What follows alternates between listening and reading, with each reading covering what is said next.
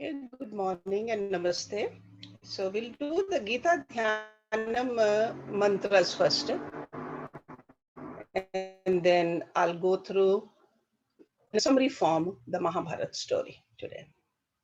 Om Parthaye Pratibodhitam Bhagavata Narayan Swayam Vyasena Grathitam Puran Munina Advaitamrit Varshinim Bhagavati Mashtadashadhyayane Am Twam Anusandhame Bhagavad Gita Bhavadveshine Namo te Vyas Vishal Buddhe Full Arvind Ayat Patra Netar Yena Tavya Bharat Tail Purna Prajwalito Gyan Maya Pradeepa पर पान पारी जाताए तोत्र वेत्र एक पानये ज्ञान मुद्राए कृष्णाए गीता अमृत दुहे नमः सर्वोपनिषदो गावो दोगदा गोपाल नंदना पार्थो वत्सा सुधीर भोगता दुग्धम गीता अमृतम महत वसुदेव सुतम देवम कंस चानूर मर्दनम देवकी परमानंदम कृष्णम वंदे जगत गुरुम भीष्म द्रोण तटा जयद्रथ जला गांधार नीलोत्पला शल्य ग्राहवती कृपेन वाहने कर्णेन वेलाकुला अश्वत्थाम विकर्ण घोर मकरा दुर्योधन अवर्तनी सो तीर्ना खलु पांडवई रन नदी के वर्तका केशवा पाराशरे वत्सरो जमलम गीता अर्थकंदोटकम नानाख्यानक केसरम हरि कथा संबोधन अबोधितम लोके सज्जन षटपदय रह रह पे पिए मानम मुदा भूयाद भारत पंकजम कलिमल प्रध्वंसी न श्रेयसे मूकम करोति वाचालम पंगुम लंघ्यते गिरिम यत्कृपात् महं वन्दे परमानंद माधवम यम ब्रह्म वरुण इंद्र रुद्र मरुतः स्तुन्वन्ति दिव्ये स्तवे वेदै सांग पद क्रमोपनिषदै गायन्ति यम सामका ध्यानवस्थित तद्गतेन मनसा पश्यन्ति यम योगिनो यस्यन्तं न विदुसुर असुरगणा देवाय तस्मै नमः. So as an introduction to Bhagavad Gita, I would like to just tell you a story of Mahabharata in summary. In the old days, there was an illustrious king.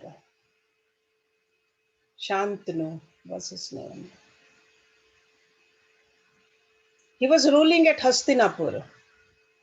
He had a son named Bhisham. Bhisham was even more renowned than his father. After Bhisham lost his mother, Shantanu married Satyavati, a fisherwoman. Before this marriage, she had already become a mother. Her son is Vyas, very famous as a sage and as a writer. It was he who collected and rearranged the Veda chants and compiled them into 4 volumes. He wrote Purans and the great epic Mahabharat. This great work contains the Bhagavad Gita, the advice of Lord Krishna to Arjuna.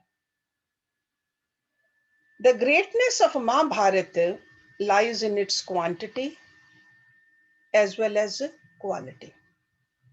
It contains 100,000 verses. In fact, it is an encyclopedia of all information, social, political, economic, morality, sexuality, religion, history, philosophy, even legendary, etc. It is rightly said, what is found in Mahabharata, one may find elsewhere in other works. But what is not there will not be found in any book at all. Because it is such a mine of knowledge. And unlike the Vedas, the 4 Vedas, this epic can be read by all without distinction of training, faith, or ability. And that's why it's called the fifth Veda also by some people. Dhritarashtra and Pandu, they were born to Bhisham's brothers. Dhritarashtra was born blind, and though the elder, he had to forfeit his claim to the throne due to his physical defect. Pandu, the younger one, became king. Dhritarashtra married Gandhari, a princess, and Pandu, the younger brother, had two wives, Kunti and Madhuri. Gandhari was so devoted to her husband that she bandaged her eyes, not to enjoy anything that she could not see. She remained voluntarily blind for life. She became the mother of the Kauravas, 100 in number, two. At the death of Pandu and Madhuri, the five Pandav princes were brought up, educated along with the Kaurav boys under the supervision of Bhishma and under the patronage of Dhritarashtra, the king, the blind king. Dronacharya, though a Brahman, was a very skillful and efficient teacher who taught them the art of archery and the various techniques of warfare. Yudhishthir, the eldest of the Pandavas, was so righteous that he gained the name of Dharmaputra. Bhim was a giant in physical strength. Arjun was the cleverest of all and most dear to his teacher and as well as the grandfather, Bhisham Pitama. Dharmaputra was the beloved of the people, and being the eldest among the 105 princes, was naturally, by his right to, the heir to the throne. Duryodhan, the eldest of the Kauravas, was jealous of the Pandavas and tried every means to destroy them. When Yudhishthir was proclaimed king, Duryodhan could not sit quietly and watch. Dhritarashtra, even though he loved all the 105 princes alike, but the great blind royal father came under the bad influence of Duryodhan. And even though directly not an evildoer, was a sympathy with his son's disappointments and sorrows he had. Duryodhan planned to kill Pandavas many times. He poisoned Bhima, burned down the wax house, even though he failed miserably. Bhim was very strong to digest the poison, and the Pandavas were warned in time by their uncle Vidur. And so, in the darkness of the night, the five brothers, along with their mother, escaped into the jungle from the burning house. And after their miraculous escape, they did not return to the palace. They roamed about in the guise of Brahmins with their mother. Everyone, including the Kauravas, believed them to be dead. During that time, they heard of a Swambar of Draupadi. The qualification to marry her lay in the extraordinary skill of archery in hitting a moving target. Arjuna easily won. Everybody congratulated the winner and discovered that it was Arjuna. Thus the Pandavas were found out. He took his bride to their hut and called to his mother to come outside and see what he had brought. Instead of doing so, she answered back, My dear children, whatever it be, you share it among yourselves. Therefore, Draupadi became the common wife of all the five Pandavas. Pandavas were again victorious. On Bhisham's advice, the kingdom was divided into two parts. Naturally, the better half was taken away by the Kauravas. Still, the Pandavas built a wonderful city in their own half and called it Indraprastha. So Hastinapur was with the Kauravas and Indraprastha was the Pandavas. Duryodhan, watching the increasing prosperity of the Pandavas, could contain himself no longer. He openly challenged Dharmputra for a game of dice. Shakuni was the uncle of the Kauravas, and he was a deceit in human form. Inevitably, Dharmputra lost everything: his kingdom, his brothers, and also his wife. Not satisfied with this gain, Duryodhan tried to insult Draupadi in public. By Krishna's grace, nothing disastrous happened. Dhritarashtra, the blind king, fearing that this might bring unforeseen calamities, begged Draupadi to take whatever she wanted. She asked for the freedom of her husbands, and it was granted. Dhritarashtra, due to his excessive love for the eldest son, was blind to what is right and what is wrong.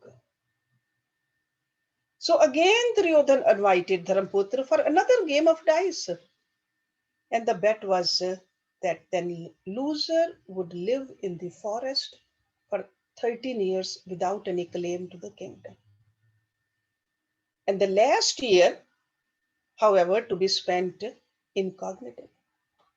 But if in the 13th year they were detected, again a round of 13 years exile, and this would go on forever. Dharmputra again lost. During the 12 years, they stayed in this forest, and the Pandavas visited many holy places. They had many interesting adventures at that time. Lord Krishna visited them now and then. Arjun, at the advice of Vyas, practiced penance, prayed to Lord Shiva, got a lot of weapons from Lord Shiva. That's how those 12 years were not wasted, but spent in securing the divine weapons, which would come useful later on. In the 13th year, hiding all their weapons in the hollow of a tree in a burial ground, all the Pandavas with Draupadi went to the palace of the king of the Virat and stayed there as servants. At that time, Duryodhan was making frantic efforts to discover them. When he heard about the strange murder of Kichik, the brother-in-law of the king, he concluded that the Pandavas must be in the Virat country. So the Kauravas attacked the Virats with the purpose of carrying away its cattle wealth. Of course, the Pandavas took part in the battle, but when they were recognized as Pandavas, the time limit of 13 years had already passed.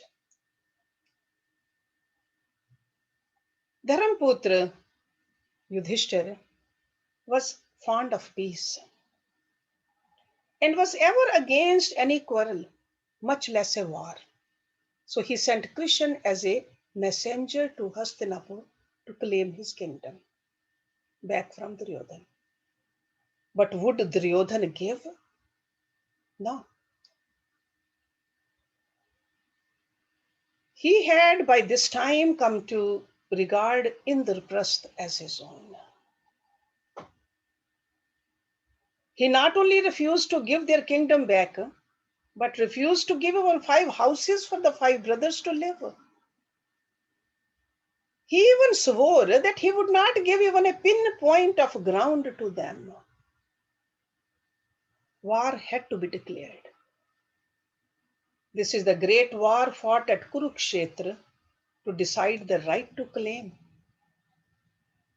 The 100 Kauravas, Bhishma, Dronacharya, Ashwathama, etc., were on one side, and the Pandavas, Lord Krishna, Drupad, etc., were on the other. Krishna did not actually fight.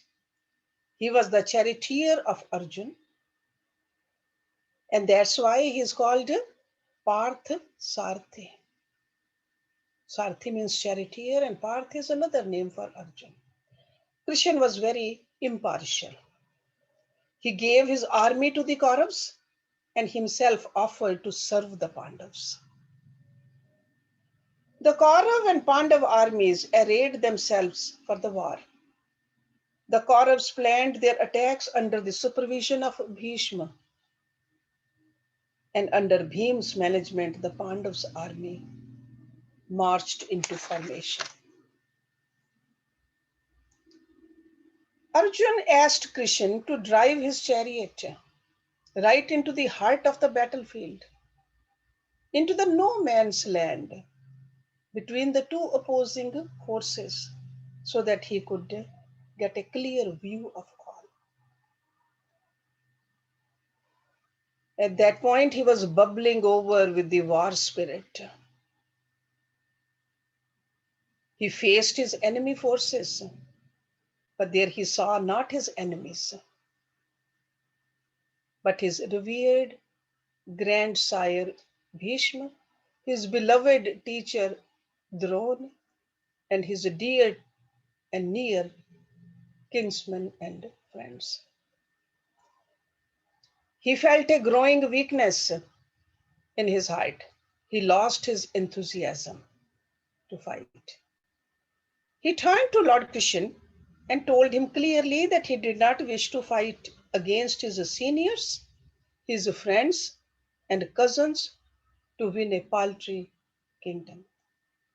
How can he enjoy the luxuries and glories of a kingdom won by spilling the blood of so many of his relatives and friends? That's what he said. When he refused to fight, Krishna gave him good advice, enlightening him upon where his duty lay. Its essence was active conquest of evil and not passive resistance to it. Arjun was a different person altogether after he had tasted the spiritual elixir. It cured not only his weakness, but revived his spirits. And this marvelous advice is the Bhagavad Gita,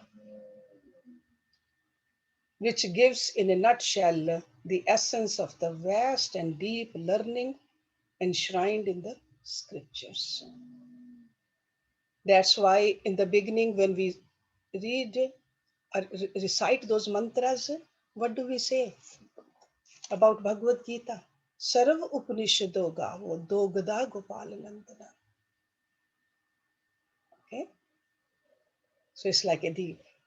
If all the cows, Gavo means the cows, or the Upanishads, the essence of all the Upanishads in the form of the milk we get in Bhagavad Gita. That's how great this Bhagavad Gita is. So the advice was obviously given by Lord Krishna to Arjun in a battlefield, but it is not in any sense narrow in its scope. It is a universal guide meant for the entire humanity, for all times, and irrespective of age, gender, caste, or creed. It was applicable in Dwapar Yuga, which was more than 5,000 years ago, it is equally applicable in the present Kali Yuga. In any place on the globe, now and forever, to every individual, young or old, male or female. We are a dual personality of good and bad, Dev and Asur. We must conquer the evil, the Asur, and cultivate the good in us. Starve the demon, feed the God. How? For instance, if you are angry and want to smash the nose and break the chin of your friend, you may raise your hand, pause a minute, and remember what Gita says. You can make a rapid review of the Gita and then proceed. You shall find it easier and wiser to smash his entire being more effectively, with less effort, and procure him as a slave till death by shaking hands with him. Patience, forgiveness, friendship, that is what Gita teaches us. So don't do anything rashly and in haste. Then you may come to suffer and regret. Always see first whether Gita offers any solution. Follow Gita's instructions. That's how you practice Gita. That's how you live Gita. The duty of Arjuna, a Kshatriya prince, is to conquer the enemies. The duty of students like us is to study. Practitioners like us to practice. Gita teaches us to discharge our duties, to put our whole heart into them, regardless of the outcome. Evidently, then there would be no such word as failure in our life. That's why it said that Bhagavad Gita is a practical guide. It teaches the art of living. It teaches us how to live this life in harmony with the spirituality in it. It teaches us the art of self-discipline and self-perfection. Lord Krishna clearly tells us again and again in Bhagavad Gita that as human beings, we are a synthesis of matter and spirit, Prakriti and Purush. And nobody can afford to ignore the one in order to perfect the other. Whether he explained it in the chapter Kshetragya Vibhag Yoga or Gyan Vigyan Bhag Yoga, so many different ways he tried to tell this truth that do not neglect either one of them. We have to learn how to blend them in proper proportions, assigning their due importance to both. Gita is really a treasure house of the most precious pearls of wisdom. It offers a solution to all our personal problems. Though they vary in nature for individual to individual. But in Gita, we see a simple beauty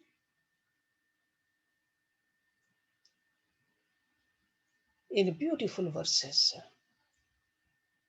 That's why it's called song, Geet, Gita, So Lord's song divine is in the form of a dialogue between two characters, Arjun and Krishna, Nar and Narayan.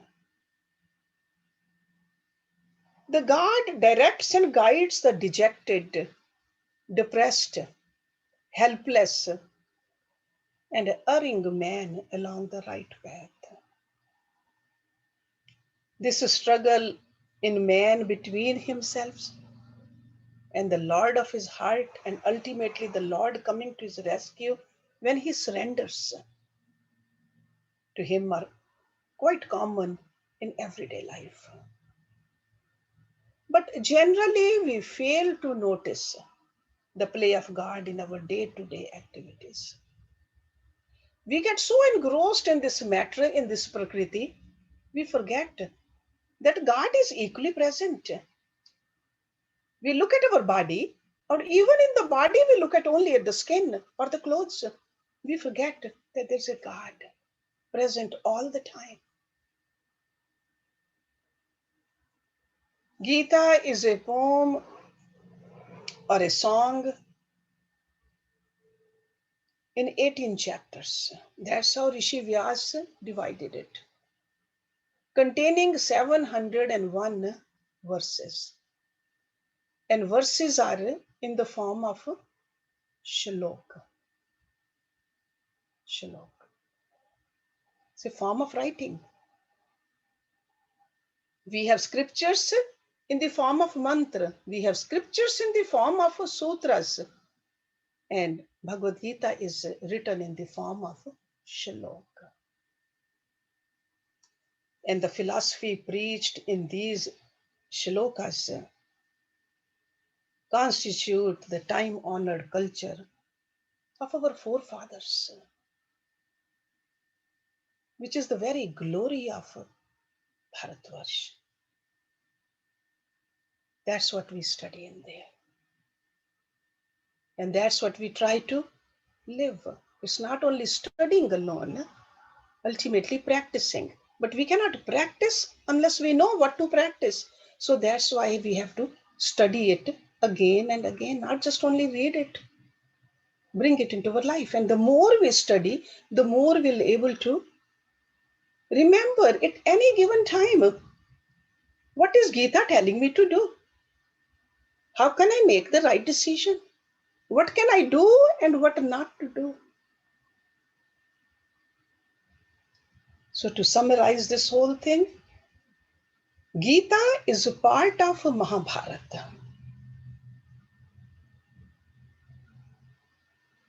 Mahabharata it's an epic. All those names I mentioned over here, because all these names come in the verses we just recite in the beginning also. Some of the names are there and some of the names are in the first chapter also. It's good to know these names to see where do they fall. But it's an epic, it's a history. 100,000 verses. Out of 100,000 verses, this Bhagavad Gita is embedded in there as one book, but again it's divided into 18 chapters. And each chapter is called a scripture of yoga. There's a chapter Karam Yoga. There's a chapter called Bhakti Yoga, Moksha Sannyas Yoga, Atam Sanyam Yoga. So all those 18 chapters, the titles are yoga. That doesn't mean there are 18 different yogas, but it really shows us that by following these practices, ultimately we unite ourselves with that ultimate, the absolute God. Last week I mentioned it to you, this 18 number is again and again we see that 18 chapters in Bhagavad Gita, 18 chapters or 18 parv, the portions in Mahabharata also. And total warriors were also 18 akshoni. Akshoni is a technical term. That's how many people were there. Let me tell you, in one akshoni, how many people are there, because sometimes people think long ago there was not that kind of a population what we see right now. So it must be a small war. No, it was a great war. That's why it's called a Mahabharat. A big number of people. So let me tell you, the foot soldiers in one Akshoni is 109,350 in one Akshoni, foot soldiers.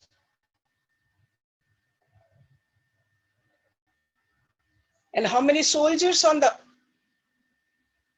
horses? 65,610. How many on the chariots? 21,870.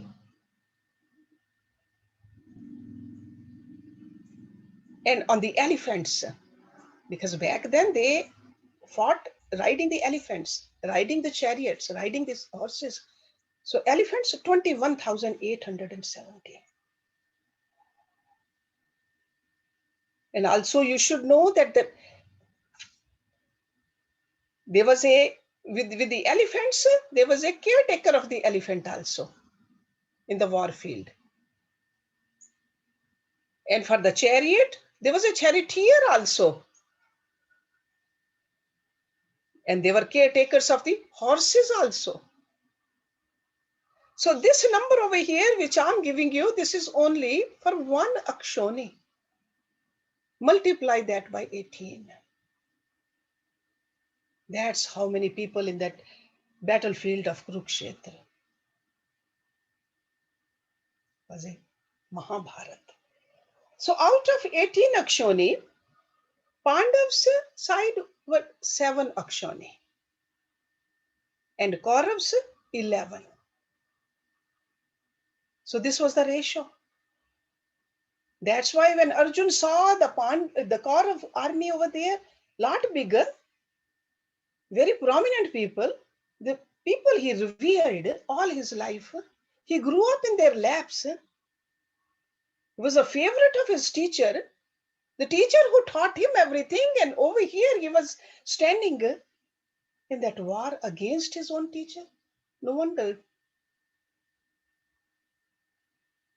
what happened to him.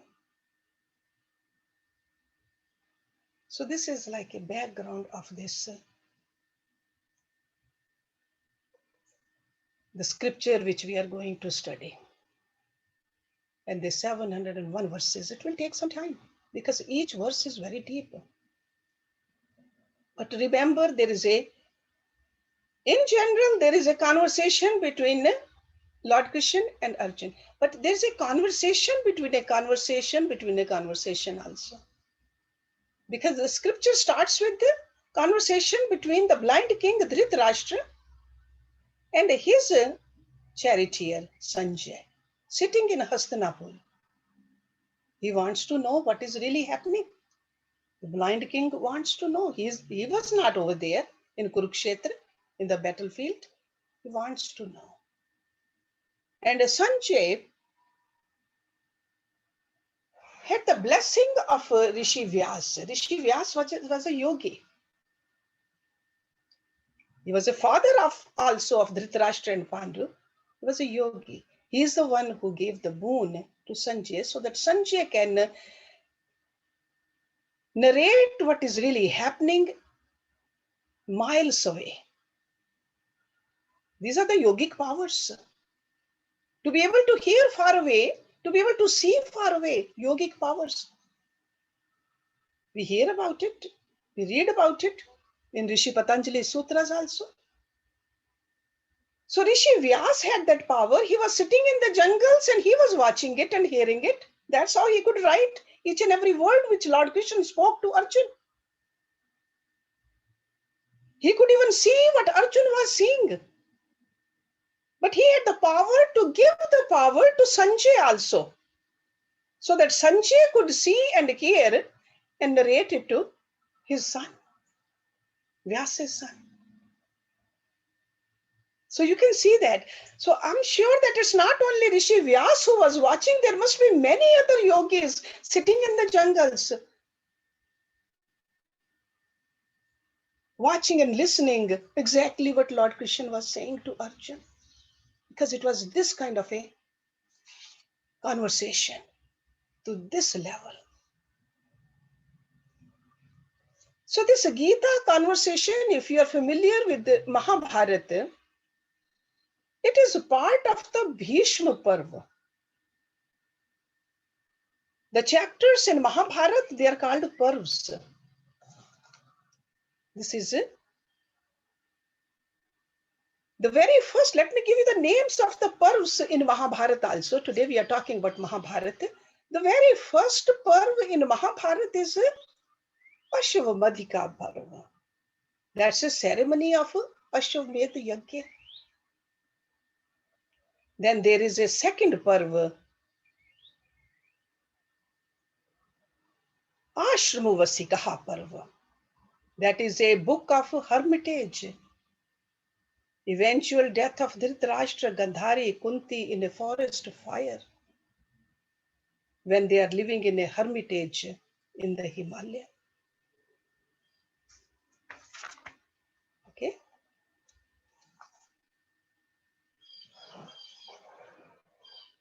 So let me go back actually. Those are like in the middle, but the very first Parva, Adi Parva, Adi Parva. That is a book of the beginning. Okay. This Adi Parva is where the Mahabharata was narrated. There were rishis, they were assembled in an ashram. Then comes a Sabha Parva. Then comes Van Parva, Virat Parva, Udyog Parva. So every portion is called a Parva. Bhisham Parva. Okay. So this Bhisham Parva is the one I was mentioning it to you. That's where the Gita is. Okay. Drona Parva, Karna Parva, because those are the warriors which took the lead of the war at that time. Then Shalya Parva. So we'll have all these names given to you later on, because I know some of these very hard to, um, if I'm saying in Sanskrit, very hard to write in English. So altogether 18 parvs in Mahabharata. That's how big this scripture is. There are two ways of acquiring knowledge. Two ways. The first is the ascending process. In the ascending process, we utilize our senses, our mind, our intellect, and we explore, discover, and we conclude about the nature of the truth. So that's why we say, I got to see it first before I believe it.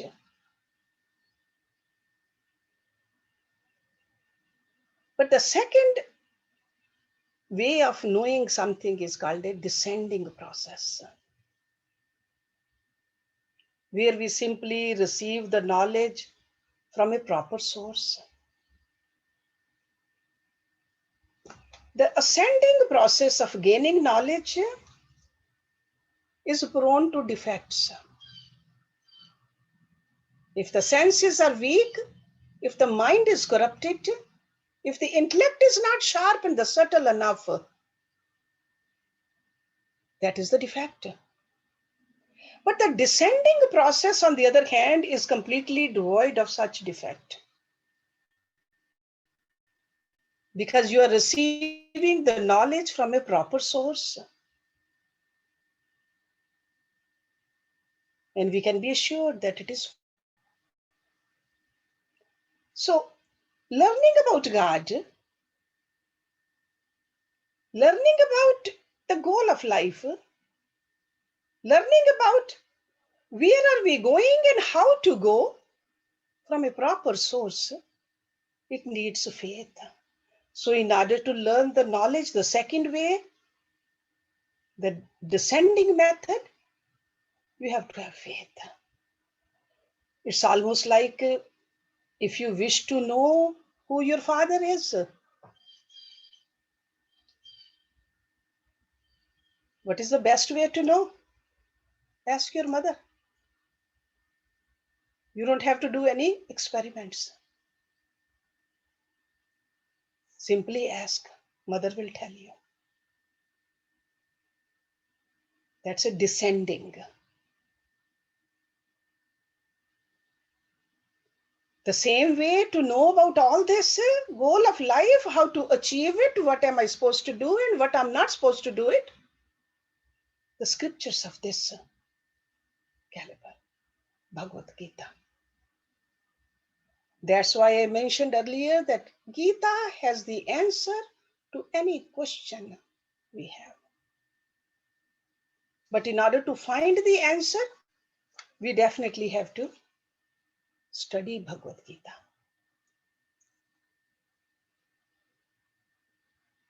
There's some kind of teachings which propagate dogma, cult, or creed. But Gita is that kind of a scripture which propagates ideals, life principles that are supremely above all cults and creeds. That's Bhagavad Gita. It's a nectar. It's called a Amrit. Amrit of this divine knowledge. And more we churn, the more nectar is produced.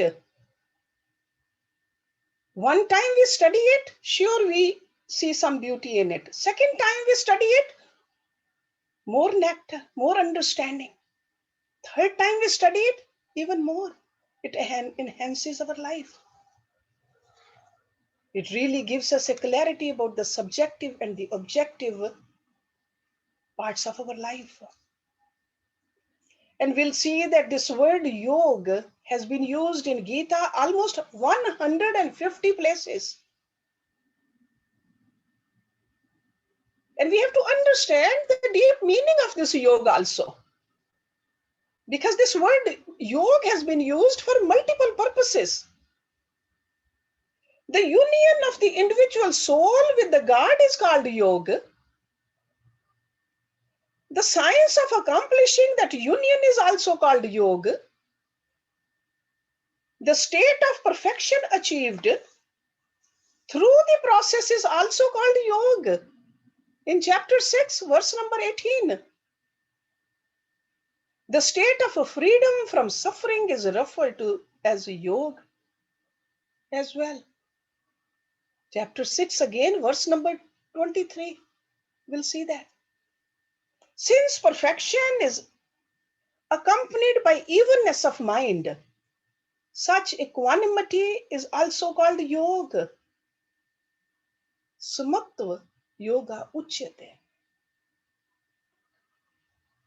One who is in the state of yoga performs all activities perfectly, Lord Krishna says, in a spirit of devotion to God. And